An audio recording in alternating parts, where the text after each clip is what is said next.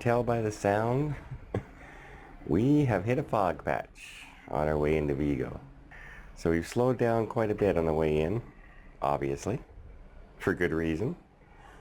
But that's what we're woken up to this morning. Sound of the foghorn, which is kind of eerily soothing out here on the ocean. But we're almost at Vigo, and I'm going to get ready, and we're going to go check it out.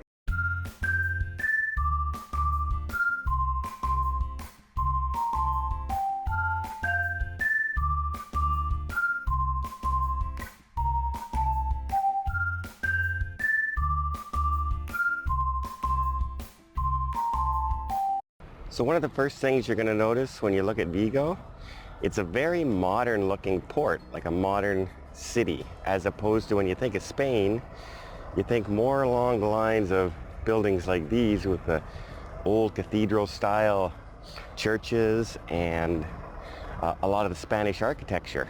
But there's a really good reason why there are not too many in Vigo, while there are plenty on the inner towns in Spain. And that is, this is a port city, and it was created to trade with the New World at the time, or the Americas, as we like to call ourselves. And there were English pirates that used to come here and raid the French and Spanish traders that were here.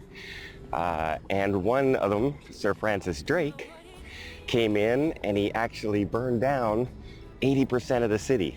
So that's the reason there's not too many of the old historic cultural buildings here. But we're gonna go take a look and see what's still standing. 'Cause I long for you every single night. It's been like this ever since we kissed.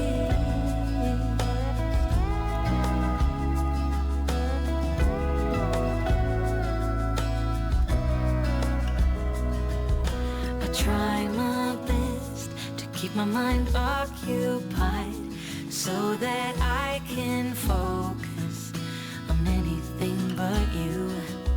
'Cause all I want is to get some shut-eye, but the thought of you is keeping me awake. I don't know what it is. The Royal definitely looks pretty awe-inspiring next to all the buildings and the sailboats here. That building right there beside the Royal that the Royal towers over is a shopping center. That's how big the Royal is.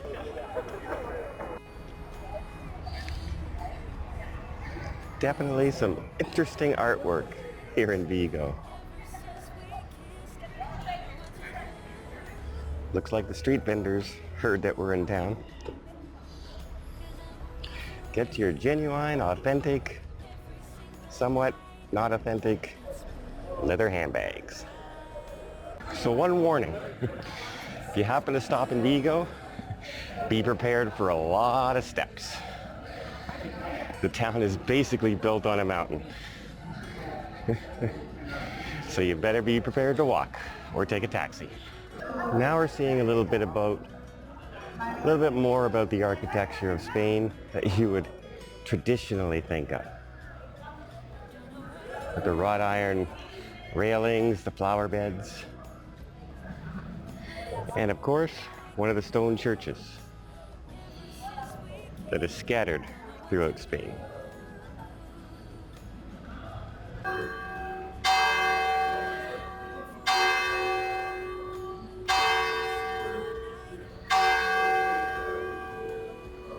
I love hearing the old church bells in these towns. They still sound great to this day. They just echo throughout the town. You can hear them all the way back to the ship. They're fantastic. And yes, I said fantastic. Every single night, and it's been like this ever since we.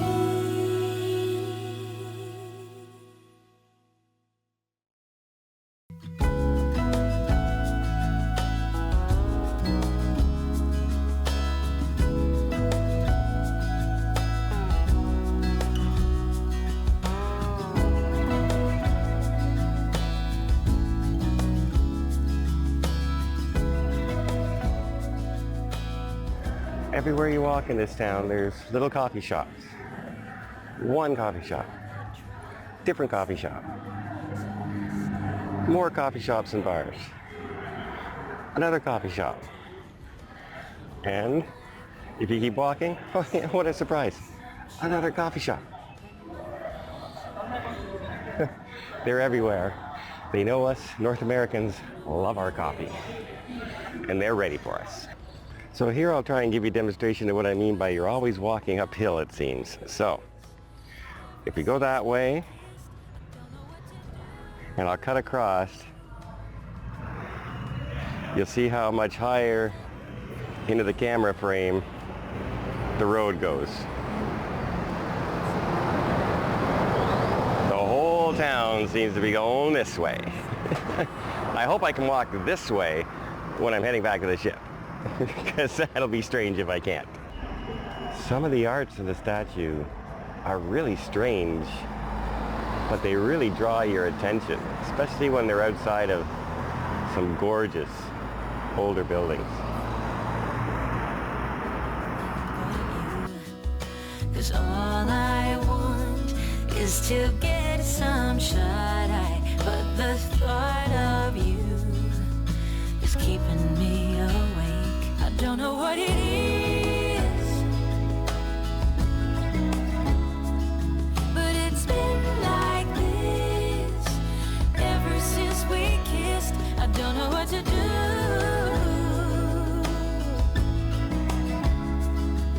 'cause I long for you every single night.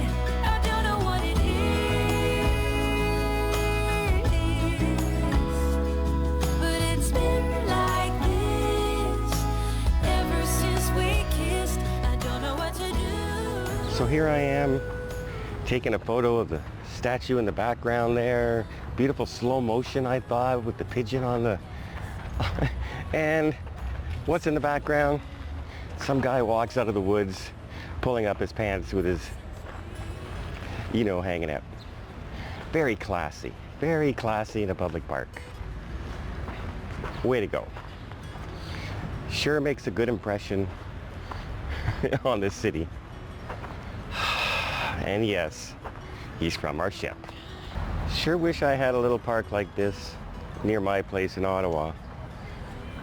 Beautiful flowers, lots of shade for trees, beautiful architecture and statues, and they got these gorgeous little huge wooden bench every few yards for people to sit and relax. Right here in between two main streets. I gotta go a long way at my place to get to any kind of parkland setting like this.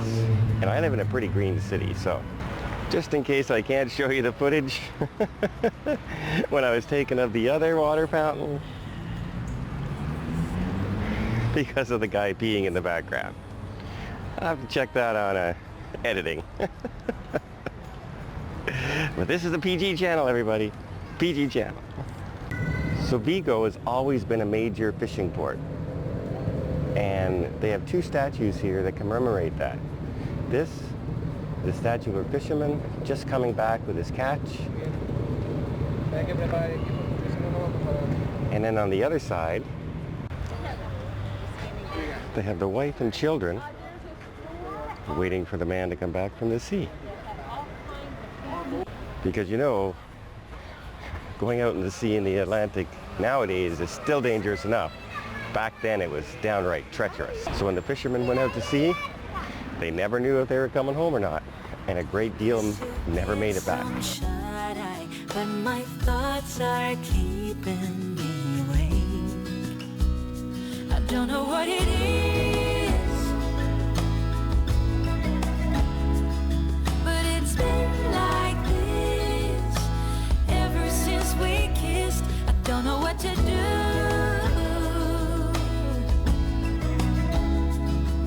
'cause I long for you every single night. It's been like this ever since we kissed.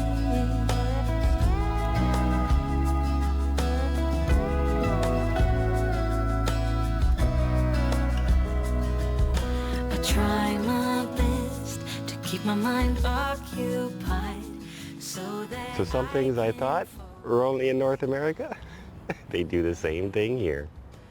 So as I said, some of the sculptures here are a little crazy, but very intriguing. This one, however, I get. I really understand it. Can you?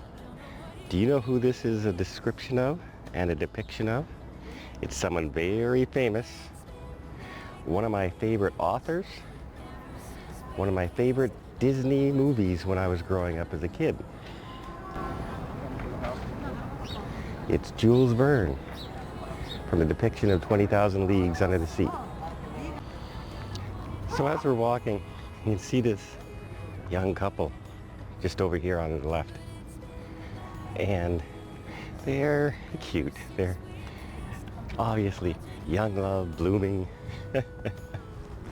And so they snuck away to this quiet area away from all the boats and everybody to try and be, cute and cuddly. And but it's really hard to do when there's 4,000 tourists get off a boat 100 yards away, and every one of them are walking in this direction. You can see them head in, give each other a little kiss, and then somebody walks around the corner and they jump back about 5 feet. It's really cute. And I feel really bad for walking by them because I remember those days. I remember the innocence back then. It's nice to see that there is still some innocence out there nowadays. So there's the ship. It looks further away than it is on camera. And right here is a huge green space, which, as you know, a lot of ports don't do. They tend to build up all the touristy stuff right around this place, like shops and things like that. Not here in Vigo. In Vigo, they have a huge green space, and they put all their shops on the other side, in that direction, most of them outside or in that shopping mall at the end of the street. Everything else on this side is still statues and decorations and tributes to the history of Spain. So when we arrived in Vigo today, as you know, we were supposed to be in Norway yesterday, but because of Hurricane Florence, we had to change our destination. The trouble is, today is Sunday, and a lot of the stores are all closed. So we did call ahead to the authorities and the ports and let them know we're coming, so that's why you see some vendors here. Even these tour boats that are normally here, they don't usually run on Sunday, but because the ship pulled in today, they're now scrambled to get pilots and deck crews so they could do the tours, because you don't want to miss a 4,000 passenger cruise ship if you're a tourist company. Just to let you know some of the work involved when they change a destination like this. You have to find shore excursions for everybody to do, which means you have to line up guides and buses and tours on days that they weren't expecting you. So the Princess managed to do 3 different shore excursions, all by motor coach to different areas around Vigo, different cities. But they sold out really, really quickly because there was only a limited amount. Yet for 24 hours, right up until this morning, they were still booking new buses and still booking new guides and calling everybody they could to get as many different transportations and shore excursions that you can. And you can imagine, like, this caught the crew here off guard just as much as it caught the passengers. But they still worked way off into the wee hours of the morning to find itineraries and find things for people to do once they hit the shore. So that's a lot of work that went into. I'm quite sure some people, like Joanna Grove, who's the shore excursion specialist and destination specialist on the Royal, I'm quite sure she hasn't slept in about 48 hours trying to help Princess find things for people to do. Not only that, she does the destination show, which talks about your ports of call. So she had to she had them all written and all ready to go, and now she had to come up with new slideshows and new descriptions and a whole new itinerary for 2 different ports of call. And that's all at the last minute. So it's an awful lot of work. So if anyone thinks that it's not, the cruise lines change itineraries on a whim, nothing can be further from the truth. If they don't have to change an itinerary, they're not changing an itinerary because there's so much more involved. So as much as Vigo is like a tourist attraction for us on the Royal itself is a tourist attraction for the people of Vigo. Well, there you go. That's Vigo, Spain. And it was a surprise itinerary. As you know, we were supposed to be in Norway the day before, and because of Hurricane Florence, we got switched in an entirely different direction. Instead of heading north, we ended up going south. So there was actually a difference of over 40 degrees between Norway and Vigo by the time we got down there. So yeah, much better weather. And I wish I would have brought clothes that were suited for warmer weather than it was. I dressed for Norway, which should have been cold. But a beautiful city, a beautiful destination. Princess did a great job in arranging last-minute excursions and getting us to that cruise port. And as you saw at the end there, the Royal is just as much as an itinerary for the people of Vigo. When a cruise ship that large comes into their port, people come from all around just to stop in and take a look. All day long, right there along that spot, the entire time we were there, people just kept coming and going and coming and going, looking at the size of the ship. So it's nice to see people excited when the ship comes there, and the people seem to enjoy Vigo quite a bit, and I know I did. I hope you liked this video. If you did, please give it a thumbs up. You want to see more tips, more tricks, more travel vlogs from around the world, please hit that subscribe button. Till next time, have yourself a safe and a great vacation.